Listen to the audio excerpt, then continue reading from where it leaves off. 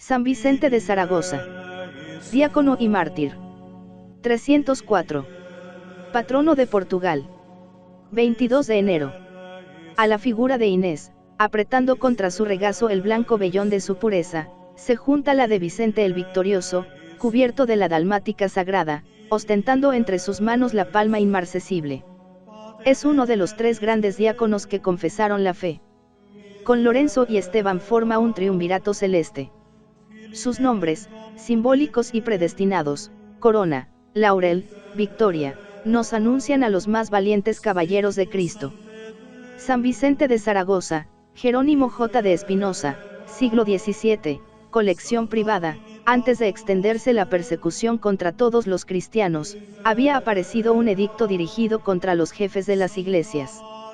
No hay palabra, dice Eusebio de Cesarea, para contar lo que entonces sucedió. Las cárceles reservadas antaño a los ladrones y a los violadores de sepulcros, se llenaron ahora de obispos, de sacerdotes, de diáconos, de exorcistas, de suerte que no había modo de meter en ellas a los criminales de derecho común. Con esta ocasión fueron detenidos en Zaragoza el obispo Valerio y Vicente, su arcediano.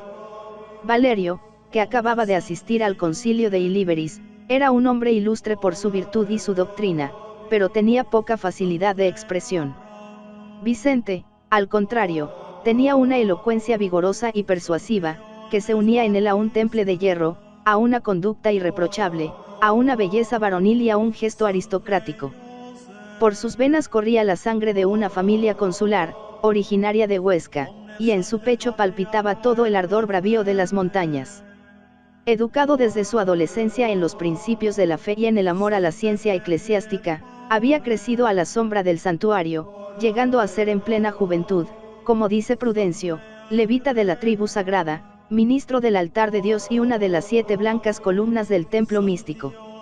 Los dos presos fueron llevados a Valencia, antigua colonia romana, muy adicta al culto de los dioses, a donde entonces se dirigía Daciano, el magistrado famoso, encargado de cumplir los edictos.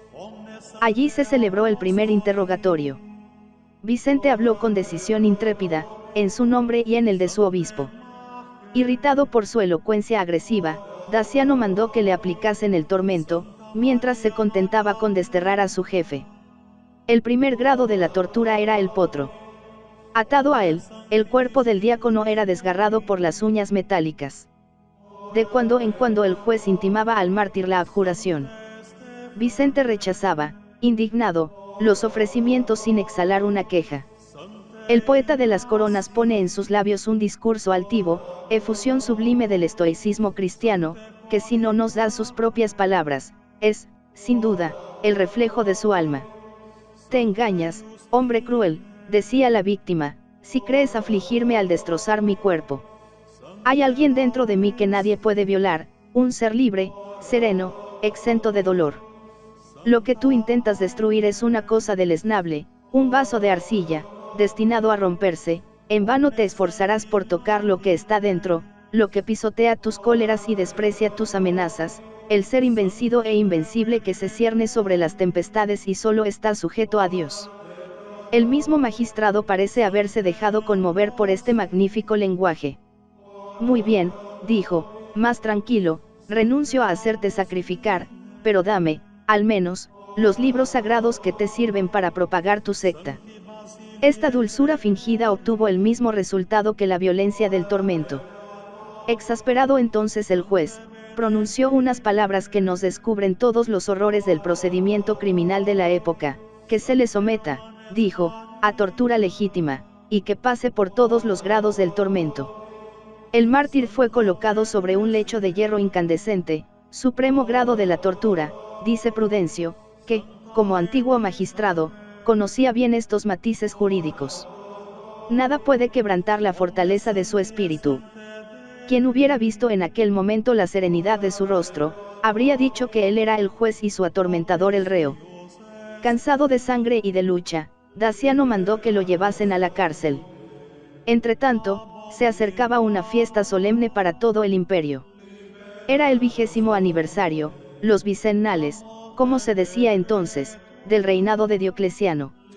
Los regocijos empezaron en Roma el 20 de noviembre del año 303, en presencia del emperador. Hubo carreras en el circo, combates de gladiadores, distribuciones extraordinarias de dinero, y el complemento obligado de una amnistía general. Al mismo tiempo que los criminales de derecho común, la mayor parte de los cristianos recobraron la libertad. Solo unos pocos se vieron excluidos del perdón, y entre ellos estaba el arcediano de Zaragoza.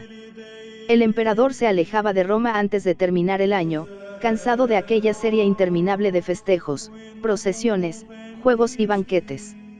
La libertad del pueblo romano, el aire burlón de aquella plebe privilegiada, que se creía con derecho a osarlo todo, exasperaban su mal humor, acostumbrado a la rígida etiqueta y a las adheración silenciosas de una corte oriental. El 1 de enero de 304 tomaba en Revine su noveno consulado, 3 semanas después se encaminaba hacia Seloune, y al mismo tiempo terminaba su martirio el glorioso prisionero de Valencia. San Vicente de Zaragoza en prisión, anónimo, Prudencio, que parece haber visto su prisión, nos la describe con estas palabras: hay en lo más hondo del calabozo un lugar más negro que las mismas tinieblas, cerrado y ahogado por las piedras de una bóveda baja y estrecha. Reina allí una noche eterna, que jamás disipa el astro del día, allí tiene su infierno la prisión horrible. En este agujero subterráneo yacía Vicente, con los pies hundidos en los cepos. Estaba tendido en tierra, y, por un refinamiento de barbarie, el suelo estaba cubierto de cascos de cerámica y piedras puntiagudas. De pronto, dicen los relatos del siglo IV, la ciega cárcel se ilumina, perfumes extraños reemplazan los vapores fétidos, el suelo se cubre de flores, rómpense los cepos y cadenas, se oye batir de alas angélicas, y el mártir recibe las alegres embajadas de los bienaventurados. El prodigio conmueve a la ciudad, el mismo Daciano vacila entre la ira, el dolor y la vergüenza de la derrota. Quiere empezar de nuevo la lucha, pero sabe que en aquel cuerpo ya no queda espacio para las heridas. Hay que curarle, para doblegarle con nuevos tormentos. El carcelero obedece con alegría, porque el trato con el mártir le ha dado la fe. Saca a Vicente de la inmunda cripta, le cubre de limpios vestidos y le coloca en un blando lecho. La multitud de los fieles entra en la cárcel y rodea al héroe. Unos le felicitan por su victoria, otros besan los surcos abiertos por los hierros, otros le curan las llagas con ungüentos, ponen sus labios sobre la sangre que emana de ellas o la recogen en lienzos, que llevan a sus casas como reliquias preciosas.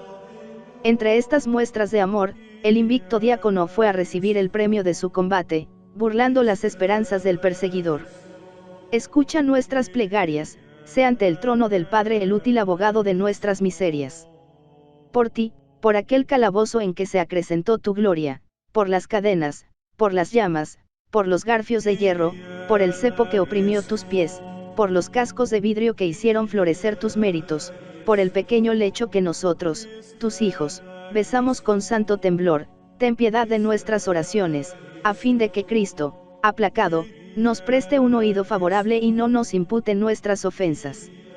Así rezaba el cantor de los mártires antes de terminar el siglo que había iluminado las hogueras de la persecución, y algunos años después, San Agustín preguntaba a los pescadores de Hipona, ¿qué región, qué provincia, en cuanto abarca el imperio romano o el dominio del nombre de Cristo, no celebra con júbilo la gloria del diácono Vicente?